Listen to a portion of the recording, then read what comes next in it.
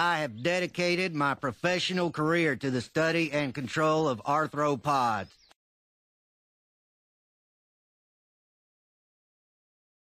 Okay, this is part 2 of my video on high right-wing authoritarian personality types, fundamentalist Christians and their hypocrisy. This is another study that Altemeyer conducted, where, okay, see if I can get this straight. Keep it. I screwed up the first version of this part 2. So what was done is that people were given this, a randomly selected group were given this, the scenario being that a teenager, a child, essentially, who had been raised in an atheist family, comes to you and asks you, says that they've been having questions about faith and religion, and they're thinking about maybe joining a religion, they're having doubts that atheism is really their path, and asked, what would you do in this situation? And again, the results showed that low RWAs, including atheists and most Christians, stated that they would recommend the child go talk to a parent or talk to a minister if they so desired, or talk to somebody else about this, that it's not their business to interfere in another parent's raising of their child. However, the high RWA fundamentalist Christians, almost all of them, what is it they stated here? Said they would tell the teen his parents were wrong. And all said they would try to persuade the teen to join their religion. Okay? So, just to make sure, to keep it fair, he gave another group, posed the question, let's see if he's got it here. A teenager who has raised a strong and active Christian comes to you for advice because he's now questioning things. Okay? And again, you can almost predict what the answer is.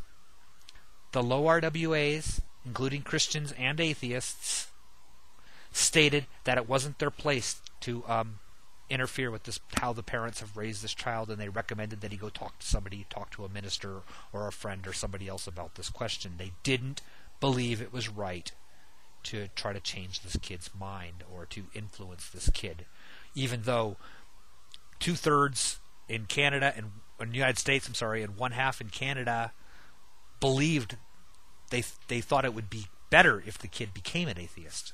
They didn't state that. Okay, do you understand the difference? Let's see here, what else did it state? And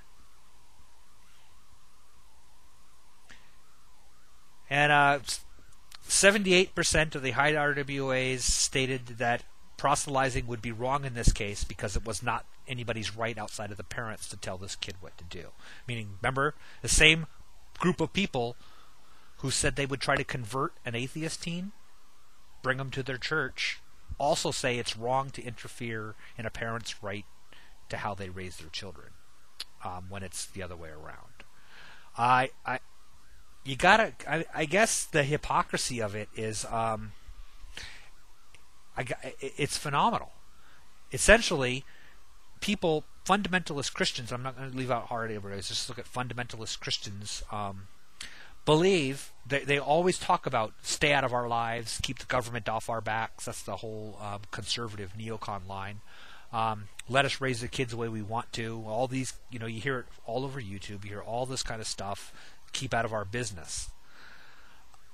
But when presented with an opportunity to step into other people's lives, whether it be interfering in their bedroom or interfering with their marriage or interfering with their children, these same people see no problem with it. These same people say it's okay to force another kid to pray to their God. It's okay to convince a child against his parents' wishes to come to their church or to join their religion. It's an amazing revelation, and I'm not saying these things, these specific examples I'm giving because I find them interesting, but I want you to kind of take it into the context of the big picture and recognize when we talk to these fundamentalists, when we talk to the real ones. I'm coming to the conclusion that a lot of our more famous fundies on YouTube are actually frauds. they're more tending towards the trollish end of things. They know how to get a rise. I'm not ready to solidify that opinion, but I'm starting to look at a couple of them. Some of the other people have called them out on that, and it made me think. You have a point.